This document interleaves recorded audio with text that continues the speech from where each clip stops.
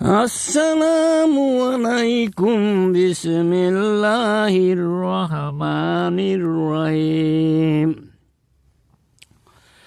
তারাবি নামাজ শুধু 4 রাকাত পড়া ও তারাবি নামাজ শুধু 4 রাকাত পড়বেন।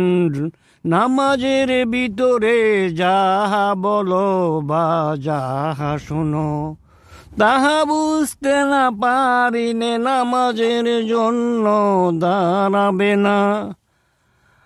ওই নামাজিকে জাহান্নামে নিবে যে নামাজি মিথ্যা বলে, কাউকে ঠকায়, কারু হক নষ্ট করে, দুর্ব্যবহার করে, লোক দেখানোর জন্য নামাজ পড়ে জাহান্নামে নেওয়া হবে।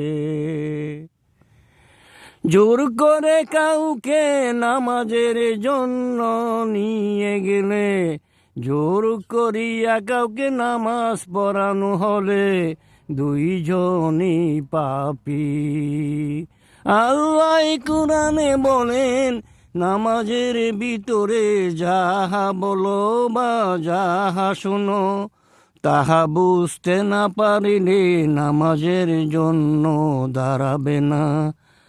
সূরা আলাকে আল্লাহ বলেন, হে মুহাম্মদ আহমদ, ভুল নামাজির পিছনে জামাতে নামাজ পড়িও না। তুমি একা একা সিজদা করে আমার নিকটবর্তী হও। কোরআনে নামাজের ভিতরে যাহা বলো বা যাহা শোনো তাহা বুঝতে না পারিলে নামাজের জন্য দাঁড়াবে না। সূরা নিসার 43তম আয়াতে। তারাবি নামাজ শুধু 4 রাকাত, তারাবি নামাজ শুধু 4 রাকাত, তারাবি নামাজ শুধু 4 রাকাত। খতমে তারাবি পড়া হারাম, খতমে তারাবি পড়া হারাম, খতমে তারাবি পড়া হারাম। নামাজের ভিতরে যাহা বলো বা যাহা শোনো তাহা বুঝতে না পারিলে নামাজের জন্য দাঁড়াবে না। বুঝতে না পারিলে নামাজের জন্য দাঁড়াবে না। কোরআন যতটুকু পড়ো, কোরআন যতটুকু পড়ো, মনোযোগে ধীরে ধীরে বুঝে বুঝে পড়ো। কোরআন যতটুকু পড়ো, মনোযোগে ধীরে ধীরে বুঝে বুঝে পড়ো। কোরআন যতটুকু পড়ো, মনোযোগে ধীরে ধীরে বুঝে বুঝে পড়ো। সূরা মুজাম্মিল।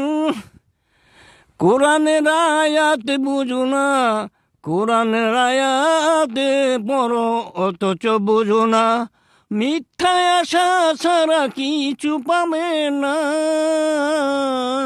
সূরা বাকারার ৭৮তম আয়াতের সংখ্যায় কোথায় পাইলেন একটি অক্ষর পড়লে 10টি সওয়াব? কোথায় পাইলেন একটি অক্ষর পড়লে 10টি সওয়াব? কোথায় পাইলেন একটি অক্ষর পড়লে 10টি সওয়াব?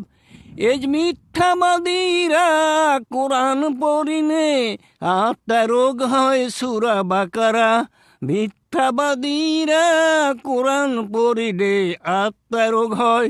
মিথ্যাবাদীরা কোরআন পড়িলে আত্মা রোগ হয়।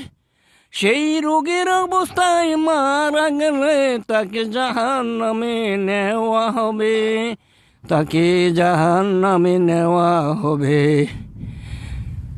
কোরআনের আয়াত যারা বিকৃত করে, ভুল বুঝায়, গোপন করে, তাদেরকে জাহান্নামের চেলা বানাইয়া সেই চেলাতে আগুন জ্বালাইয়া সেই আগুন দিয়া জাহান্নাম উদ্বোধন করা হবে। কোরআনের আয়াত যতটি পড়ো, মনোযোগে ধীরে ধীরে বুঝে বুঝে পড়ো।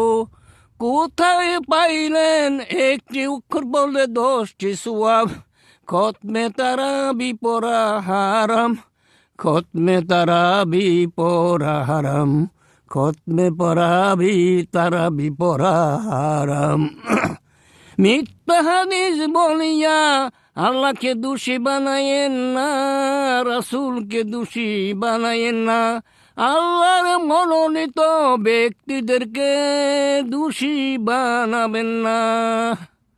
হাফেজ সুন্দরতম আল্লাহ, হাফেজ সুন্দরতম আল্লাহ, হাফেজ সুন্দরতম আল্লাহ।